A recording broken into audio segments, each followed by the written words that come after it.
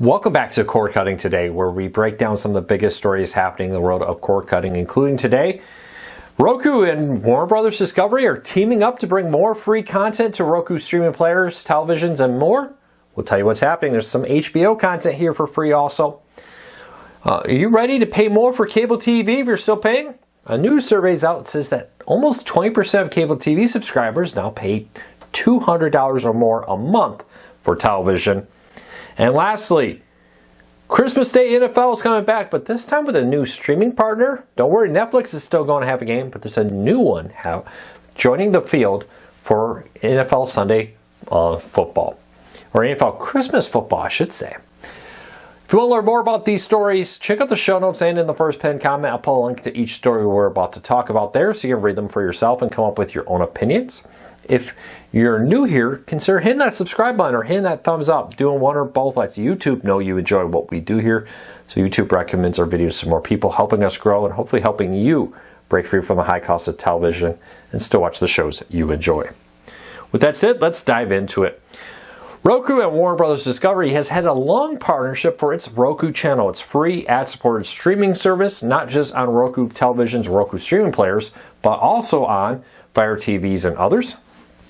Now, for April, they've added 24 new channels, including content from HBO. This includes things like HBO Boxing, a bunch of other content like Home Crashers from HGTV, Travel and Adventures, the Ellen channel, Let's Make a Deal, Survive or Die, and more. Now, these are just a fraction of the channels. You can find a full link in the show notes down below.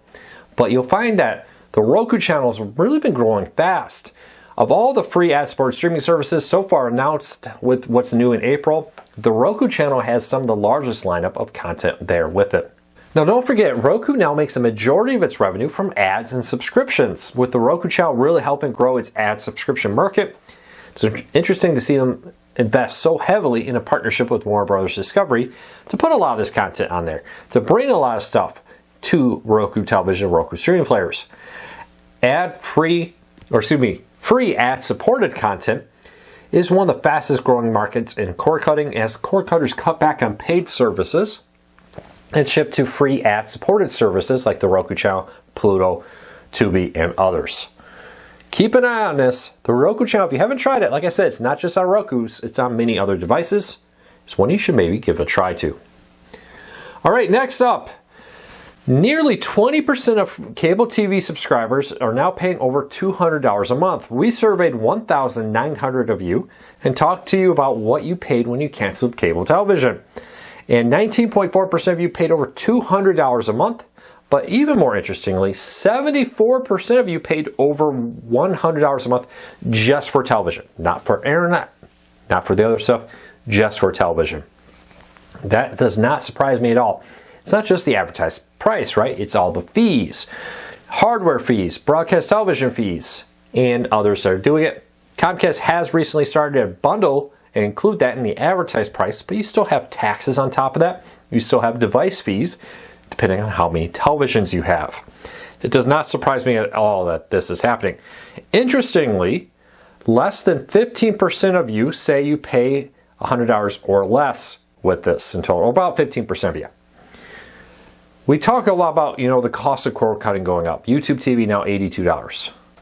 That is still extremely cheap compared to many cable packages out there. Leave me a comment. How much were you paying for television when you canceled?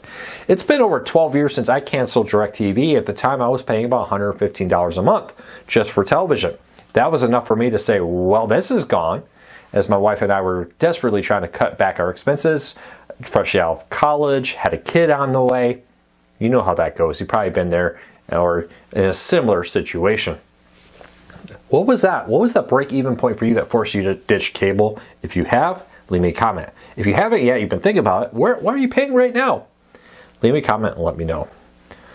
All right, the NFL has announced new partnerships for its Christmas Day game. Last year, its Christmas Day games exclusively streamed on Netflix. They have a multi-year contract for at least one game on Netflix every Christmas Day. This year, though, Amazon Prime Video will air one game and Netflix will air another game on Christmas Day. So you get two Christmas Day games, one for both. If you want to find out more, check out the link in the show notes. But look for the NFL to continue to diversify this. Not a big surprise here. Already, Thursday night NFL games are on Prime Video. Now a Christmas Day one. We know there's a Peacock exclusive game also. And now a Netflix one. As streaming tries to get its hands on NFL and other sports because it helps drive subscriptions. Netflix credited the Christmas Day games for a nice jump in subscribers. And other companies want in on that also. All right, for the what's happening in TV this week, it's hard to believe this, but 56 years ago this week, the Andy Griffith Show aired its final episode on CBS. Walking away. Now, spin-offs and other things would come from this, and it still to this day is a widely popular show, streaming for free on things like Pluto TV and Tubi, also available via Paramount Plus, and you can watch it on Amazon. But the Andy Griffith Show was a cultural phenomenon at the time, commanding viewership numbers that today's broadcast TV networks can only dream of with it. Any Andy Griffith fans here? Leave me a comment. Let me know. All right, T-Mobile wants to expand and become a fiber company. They've slowly been offering fiber options here. MetroNet is another one that they're trying to absorb, but they've struck a deal now with Lumos, L-U-M-O-S, I hope I said that right, that will expand its home internet business by acquiring this provider that has millions of miles, 7,500 miles of cable that provides service to 475,000 homes in the Mid-Atlantic region and potentially could reach 3.5 million homes, they're hoping, by the end of 2028 as they try to expand. T-Mobile is desperately trying to diversify its business. If you're a business, this is a good thing to do. I know I've often looked at how do we expand our coverage and diversify. With this, T-Mobile is trying to find ways to grow and diversify away from a very crowded wireless field. There are many companies trying to compete in the wireless field. You see Comcast and Spectrum offering dirt cheap ones to try to lock people into its home internet service. And now T-Mobile kind of wants to do the same thing. They have 5G home internet. That's been very, very successful for them. And now they're expanding into fiber, picking up several fiber deals to expand its fiber internet services. How that plays out and how that goes in the long run, we'll have to wait and see. But T-Mobile seems to be really trying to diversify. Much like Verizon has its fiber options, AT&T has its.